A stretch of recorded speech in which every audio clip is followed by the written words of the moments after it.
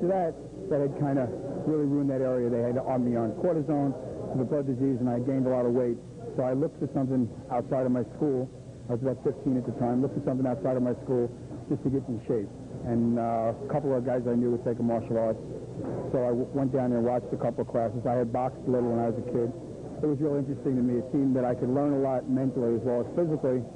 So I started on that, and I just kept going until I became a fanatic. So was there a turning point in your life when you decided one day martial arts was for you? Well, I tell you, when I walked in there and I realized after the first day even that there was so much more than I had anticipated. In other words, I was just looking to get in shape. When I had myself seen that I could learn something about everything in general, not just to play baseball or to play basketball, but to apply this to life in general, you know, I never stopped. That was the first and the last day that I ever thought about quitting. I just went down there and I said, wow, well, this is a great way to spend the time. Because, you know, when you go through a hospital experience like that, when you get up out of bed, you're so glad just to be able to feel healthy and walk again. I think you just appreciate the normal life, and monetary things and stuff like that kind of get put aside because you're just so happy to be healthy. But that really becomes, you know, the quintessential thing in your life. How do you benefit from martial arts? Well, as I was, you know, trying to explain earlier, it's a combination of, let's say when you're fighting, you're practicing awareness. And for those couple of hours a week that you do spar, we call it free sparring, with your opponent, you are not bogged down with all the things in society. That section of your brain is practicing many things, awareness being one of them. So, you know, just using that as an example, when you walk out, awareness applies in everything in life. But that's a sense that you've sharpened down here, you've honed, that you couldn't do out in the streets without, you know, taking time, especially aside, to practice awareness or, you know, various other areas of the mind. So now when you increase your awareness, no matter what else you do, you're more aware in general, which is, you know, just an overall lifetime view. And there's like maybe 10 different things, 20 different things like that in the martial arts. Confidence and, you know, just learning how to deal with things that you didn't think you could do before. When you obtain kicks at 7 feet, and when I started, I couldn't kick above my knee. And when you're able to kick 7 feet, you say to yourself, wow, you know, God knows how far I could really go in anything now that I've been able to break through these barriers one by one. The martial arts helps other areas, other facets of your life. Oh, definitely. Anybody that's been in the martial arts any length of time, you know, will tell you the same thing. Most people, I think, initially, at least in the New York area, get into it for fighting. They have a personal thing about fighting. But once you get into it, you say to yourself, that's really the last thing you want to do is fight.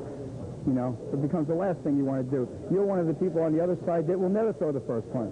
If everybody thought that way, it'd never be a problem. So, you know, it's not violent. You become less violent.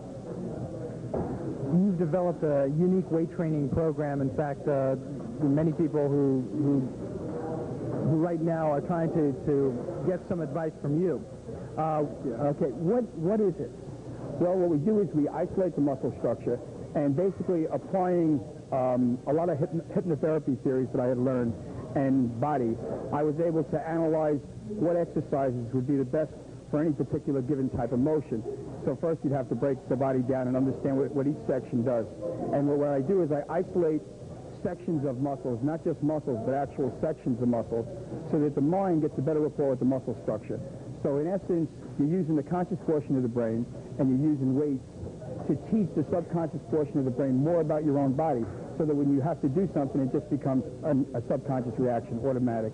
So on the playing field, I train guys like Jerry Cooney as a boxer, Mark Gastineau from the Jets, Freeman McNeil from the Jets, Bobby Jackson from the Jets, and work with now. I work with Vitas Garalitis, and on, people like that. But the thing is that I take each one of them in their different fields, and I see what they have to do with their body, and then I try to build those areas, especially the weak links, to build them all up, so to bring their whole body up a level, but not just as far as cosmetically, for movement, built for their, you know, exactly what they're going to do. In other words, Vitas for, you know, for tennis, and, you know, Jerry for boxing, which is a different kind of power than, let's say, a guy like Gastineau would need coming off the line. But the theories are the same, it's just that they have to use their bodies differently, so you have to build them a little differently. You spoke about power. There's some misconceptions about power. I know you have definite views on that. Yeah, well, we have two powers for sure. We have cumulative and unified power. A unified power is when a group of muscles work together to perform an action. Let's say a heavy bench press could be a unified movement. Because of the weight, it kicks off of the chest. There's so much weight involved. It's not just the chest can function. the arms have to kick in, the tricep part of the arms, the shoulders have to kick in, the back kicks in. And over a period of time, what you do is you teach your body how to work together. The mind teaches those muscles to work together more and more. And with a cumulative movement, it teaches the muscles how to work one after another in a tighter sequence.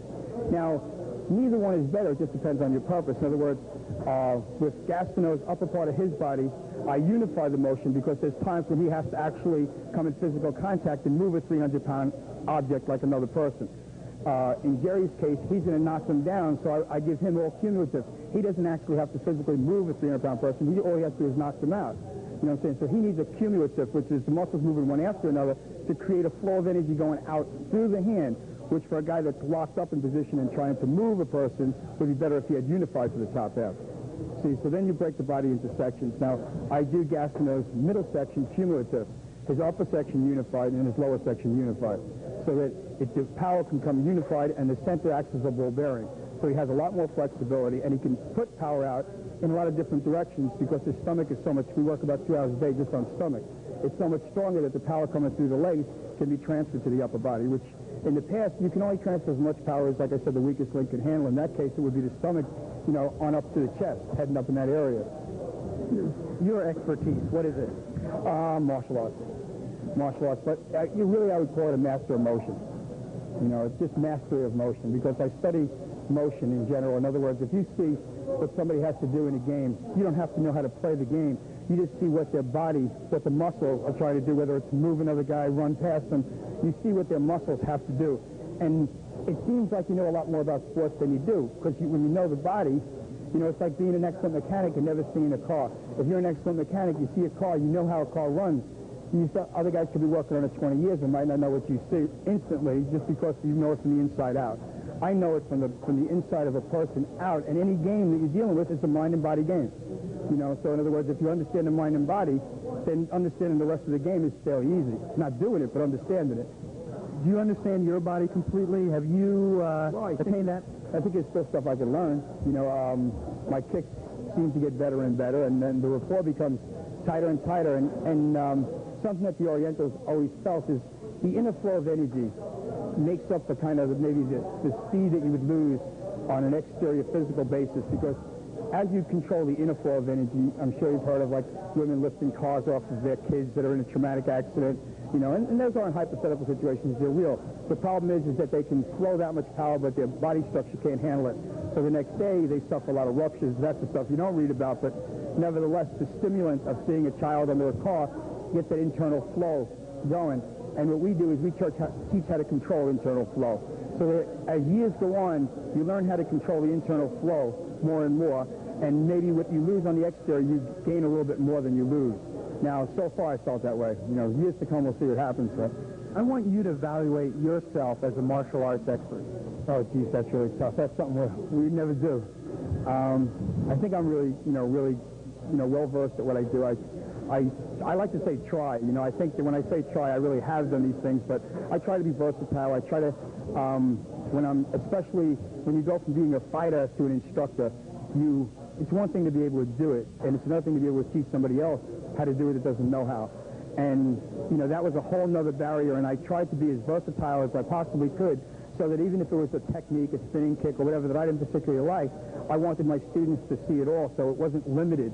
You know, like I had been limited, and I went and studied 7 different styles, and I brought them all back. But I want these guys to feel open that anything that they feel that has a chance of working in a self-defense situation, we'll definitely at least evaluate, if not use it, you know.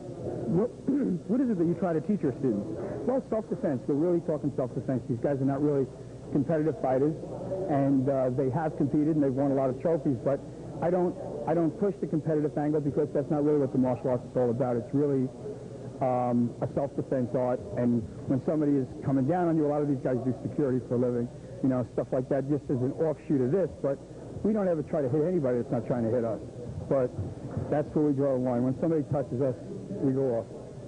If there's a lesson that you want them to learn, what would that be? My students, you mean? I would just really like them to use the martial arts to study life. I feel that's one of the things that's really lost in a lot of other schools along the way, is whether it's American, Japanese, Korean, it doesn't really matter, but what you can learn in here, whether you become the greatest fighter in the world, is insignificant, but you would become a better person. You know, you would use these values and principles, and I really think that these guys have that. I mean, you know, I feel trusted of all these guys. It's like a camaraderie. Even though they come in, they join, it's like they feel something for American combat karate. You know, a reason I wouldn't name it after myself, which when I started, everybody says, why don't you name it after yourself? I said, no, I want it to be a name that can belong to everybody. I don't want it to be my name. It will never really belong to them. You know what I'm saying? But American combat karate is something that it's theirs. It's theirs as much as it's mine. They have something. You know, and you'd be surprised how many of these guys didn't have much. Now, George told me an interesting story about the recent tattoo that you added on, and I want you to tell me and the viewers the story, how you got the tattoo. I guess it was your second tattoo. No, it was the only tattoo. You got them at the same time. Okay, and the response from your students. Well, what had happened was I had studied a style called Sun Lung Mu, which is this style right here. It's called Squid Dragon Temple. There's a fellow black belt that is the head of that style, and we would exchange techniques. And I really had a lot of respect for his name is Owen Watson. You know, world champion, great martial artist. And this was his symbol. He had two dragons tattooed on the inside of his forearms. And when you work with a person, it's weird. I mean, it's kind of like in the newspapers recently, you probably read it, Gas No with the earring.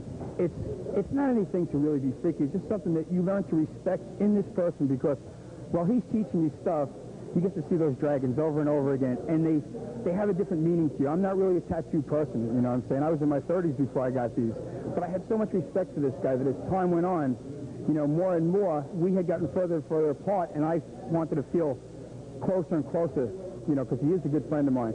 And one day I had discussed it with my black belts on a couple of occasions and said, you know, just to see what they would think about it, because we always kind of did things together, at least, you know, myself and the black belts. All of these guys have been with me a minimum of 13 years I've taught them. Some of them I know since I was 2 years old. And we've gone through a lot of things together. So I said, listen, we'll do it either one of two ways. Either I'll just get them, or if any one of the rest of you guys want to get them, then you all have to get them. So we look the same, right? So one day, I think it was around 4th of July sometime, I just went over there, and we had worked out a thing right along the line, and I just got them. And then I walked in, and I left the decision up to them. But they all either had to go with it, or none of them could get it. And the next day, they started booking a tattoo parlor, you know, because they have so much respect for me that, you know, it's just like a symbol, you know, connection. And it's that, I don't know, I don't think it's like coming out, you know, and saying like, you know, writing it or something like that. It's just kind of something that within us, we really don't care how many other people know, but you know, and the people that really care get to know. They get to realize that anybody that's wearing these dragons, what he says is his word is his bond. Contracts, everything else excluded.